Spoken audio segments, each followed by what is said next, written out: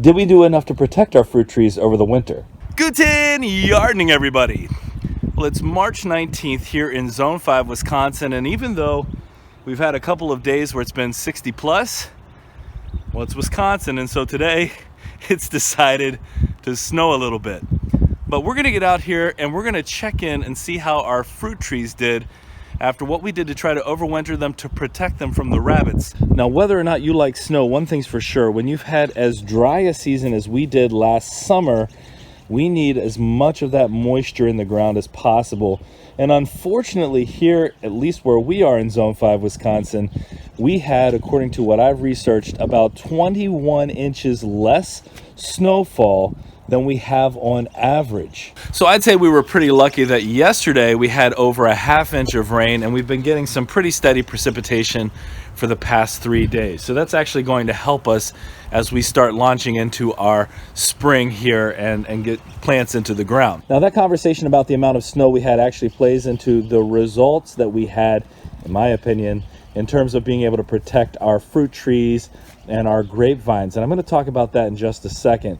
But I want to talk first about why we had to try to protect these trees, or what we were protecting them from. You see, I think we're kind of lucky in that we don't have to deal with a lot of the critters that many of you have to deal with. We're a little too urban to have to deal with deer, and we definitely don't have to deal with fire ants, but we do have our share of animals that make our garden lives just a little bit more challenging. But I'm going to focus in on the one that we're protecting against the most in the winter for our fruit trees. That's our rabbits. I say our rabbits like I want to claim them, but in reality, I just wish we didn't have to deal with them. But that being said, I had a couple of videos that I had to do last year. One of them where we took all of our grapevines and made wreaths because of rabbit damage. And the other one where I focused in on some of the damage that these rabbits did to our trees, to our fruit trees. Now, if you have a similar situation where you're seeing some of these round pellets like this in your raised beds and elsewhere, in all likelihood, you're dealing with some of the same critters. Now, one of the benefits of this waste is that it does actually help your garden. The problem is that with this waste comes the rabbits who like to eat. And you can see some of what they've done to one of our brassicas. They've gnawed it the whole way back here, even the woody part of this stem. But we left these out here intentionally just for that purpose. So just as the winter was starting, we did a video where we came out and we wrapped our fruit trees in these tomato cages, and then I put burlap around most of them. The idea was that we would protect them, or at least make it less likely that the rabbits would find this target appealing, because we'd be adding a layer of difficulty. Now, I had some pretty high hopes for this, so that we would see either no damage or much less damage from our rabbits this time around. And I think a combination of factors has led us to the outcome that we have. So let's take a look at inside the burlap to see how this fared. So right here we have our peach tree, and as I look down in here, there is no rabbit waste at all, even though right outside, here's a pot right beside it, there's rabbit waste there. If I come to the other side, there's rabbit waste on the ground right there as well. They did not chew through the burlap.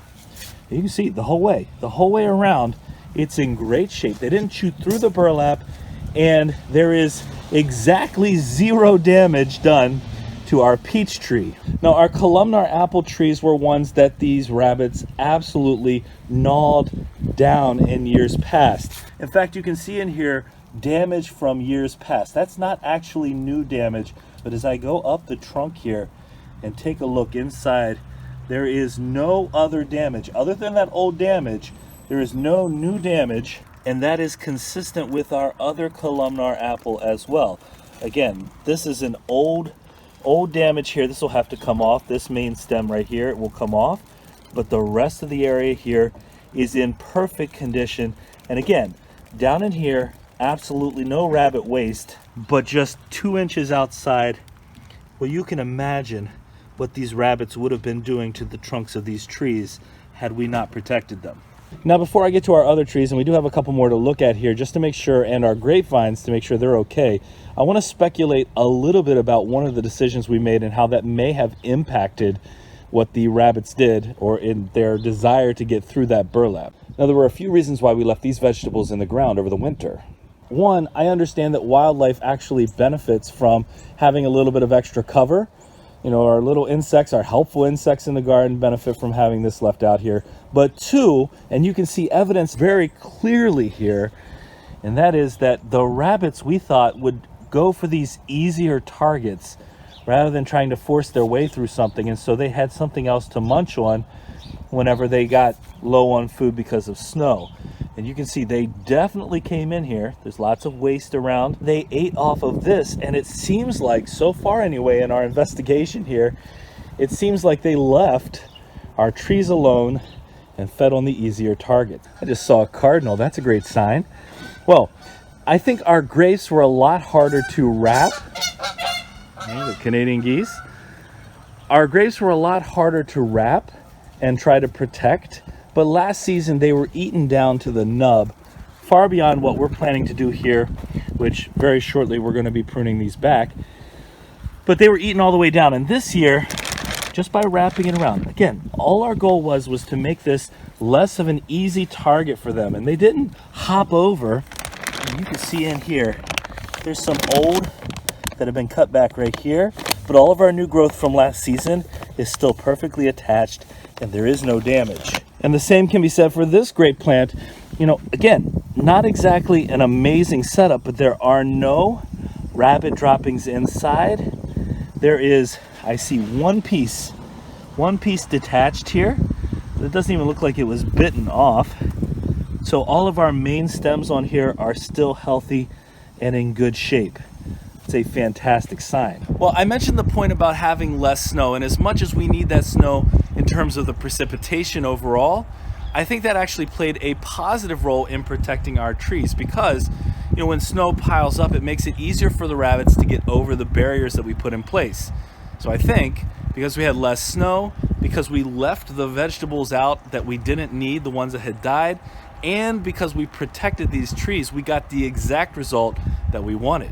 And if we take a look at the last couple of trees here, even for the few fruit trees where we ran out of tomato cages and we just had to put these white trunk wraps on, last year we had a ton of damage. But again, we're not seeing it. We're not seeing any of it this year. I think that our decision here to wrap these trees really paid off, and I am so excited to see what that means for our fruit production. This is going to be, for some of our trees, our third or fourth year, and so with no damage, with them getting a great fresh start, I'm really hopeful that our fruit forest takes off. Now, in terms of our timeline for unwrapping, well, I think here in the next couple of weeks, once the grass starts to green up a little bit and I'm confident the rabbits have plenty to eat, we're gonna take this right off. Well, we hope you enjoyed this video. We are so excited for the spring and to get back outside. This is just a taste of what's to come this growing season.